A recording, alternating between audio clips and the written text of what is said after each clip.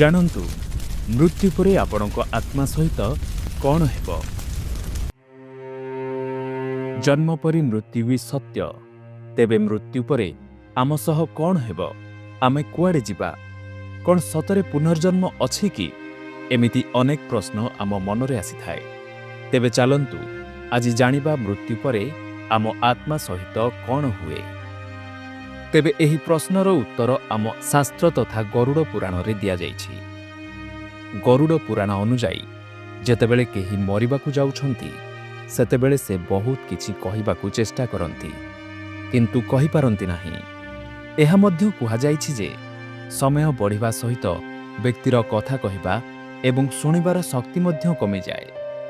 ଖାଲି ସେତିକି ନୁହେଁ, ସେହି ସମୟରେ ଶରୀରରୁ ବୁଢ଼ା ଆଙ୍ଗୁଠି ଆକାରର ଏକ ଆତ୍ମା ବାହାରିଥାଏ, ଯାହାକୁ ସ୍ୱୟଂ ଯମଦୂତ ଧରି ଯମଲୋକ ଚାଲିଯାଆନ୍ତି। ତେବେ କୁହାଯାଏ ଯେ ଶରୀରରୁ ଆତ୍ମା 9 ଦ୍ୱାର ଦେଇ ଛାଡ଼ିଥାଏ। ଏହି 9 ଦ୍ୱାର ହେଉଛି ଉଭୟ ଆଖି, ଉଭୟ କାନ, ଉଭୟ ନାକ, ପାଟି କିମ୍ବା ମଳଦ୍ୱାର। କୁହାଯାଏ କି ଯେଉଁମାନେ କେବଳ ନିଜ କଥା ଓ ନିଜ ପରିବାର କଥା ଭାବିଛନ୍ତି, ଜନକଲ୍ୟାଣ କରିନାହାନ୍ତି, କେବଳ ଟଙ୍କା ରୋଜଗାରରେ ଜୀବନ ବିତେଇ ଦେଇଛନ୍ତି, ସେମାନଙ୍କ ଜୀବନ ମଳଦ୍ୱାର ଦେଇଯାଏ। ସେହିପରି ଯେଉଁ ଲୋକ ପରିବାରର ମୋହ ତ୍ୟାଗ କରିପାରନ୍ତି ନାହିଁ, ସେମାନଙ୍କ ଜୀବନ ଯମଦୂତମାନେ ଜୋର ଜବରଦସ୍ତ ତାଙ୍କ ଆଖି ରାସ୍ତା ଦେଇ କାଢ଼ି ନିଅନ୍ତି। ତେଣୁ ପରିବାର ମୋହ ତ୍ୟାଗ କରିନଥିବା ଲୋକଙ୍କ ଆଖିଡୋଳା ମୃତ୍ୟୁ ବେଳକୁ ଓଲଟି ଯାଇଥାଏ। ଏହା ସହ ମୁହଁ ଏବଂ ନାକ ପଟେ ଜୀବନ ଯିବା ଅତ୍ୟନ୍ତ ଶୁଭ ହୋଇଥାଏ ବୋଲି ଗରୁଡ଼ ପୁରାଣରେ ବର୍ଣ୍ଣନା କରାଯାଇଛି। ପୁଣ୍ୟବନ୍ତ ଲୋକଙ୍କ ମୃତ୍ୟୁ ଏହିଭଳି ହୋଇଥାଏ।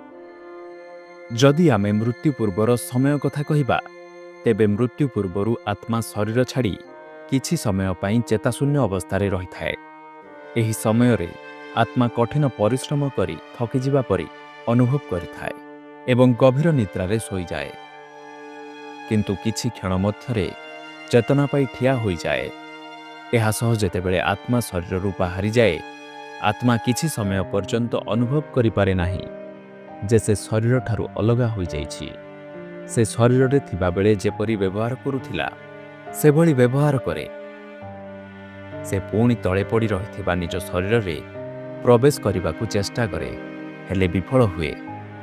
ଏହାପରେ ଆତ୍ମା ନିଜ ସମ୍ପର୍କୀୟମାନଙ୍କୁ ଡାକନ୍ତି, କିନ୍ତୁ ସେମାନେ ତାଙ୍କୁ ଶୁଣିପାରନ୍ତି ନାହିଁ, ଯେଉଁଥିପାଇଁ ଆତ୍ମା ଅସ୍ଥିର ଏବଂ ଅଶାନ୍ତ ଅନୁଭବ କରେ। ସେ ବିରକ୍ତ ହୁଏ ଏବଂ ସମସ୍ତଙ୍କୁ କିଛି କହିବାକୁ ଚେଷ୍ଟା କରନ୍ତି, କିନ୍ତୁ ତାଙ୍କ ସ୍ୱର ସମ୍ପର୍କୀୟଙ୍କ ପର୍ଯ୍ୟନ୍ତ ପହଞ୍ଚିପାରେ ନାହିଁ, କାରଣ ଏହା ଏକ ଅଶରୀର ଡାକ ହୋଇଥାଏ।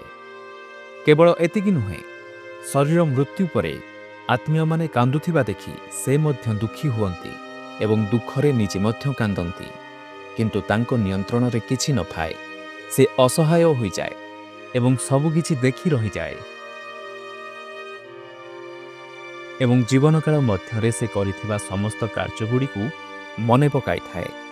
ଏହାପରେ ଯମଦୂତମାନେ ଆତ୍ମାକୁ କୁହନ୍ତି ଯେ ବର୍ତ୍ତମାନ ଏଠାରୁ ଯିବାର ସମୟ ଆସିଛି ଏବଂ ସେମାନେ ତାର କର୍ମ ଅନୁଯାୟୀ ତାକୁ ନେଇ ଯମ ମାର୍ଗରେ ଯାଆନ୍ତି।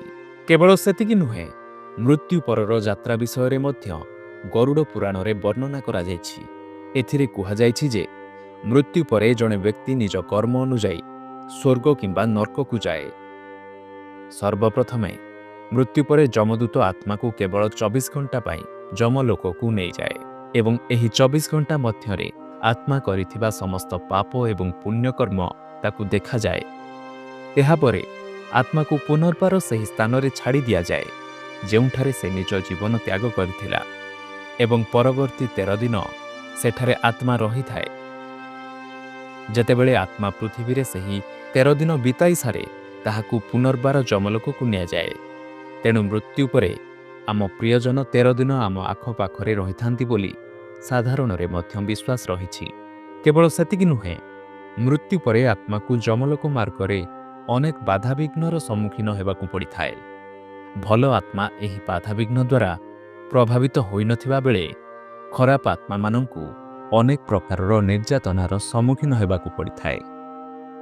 ଏମିତି ସୁନ୍ଦର ସୁନ୍ଦର ଭିଡ଼ିଓ ଦେଖିବା ପାଇଁ ଆଜି ହିଁ ଆମ ଚ୍ୟାନେଲକୁ ଲାଇକ୍, ସେୟାର ଓ ସବସ୍କ୍ରାଇବ୍ କରନ୍ତୁ ଓ ଆପଣଙ୍କର ବହୁମୂଲ୍ୟ କମେଣ୍ଟସ୍ ଦିଅନ୍ତୁ। ଧନ୍ୟବାଦ।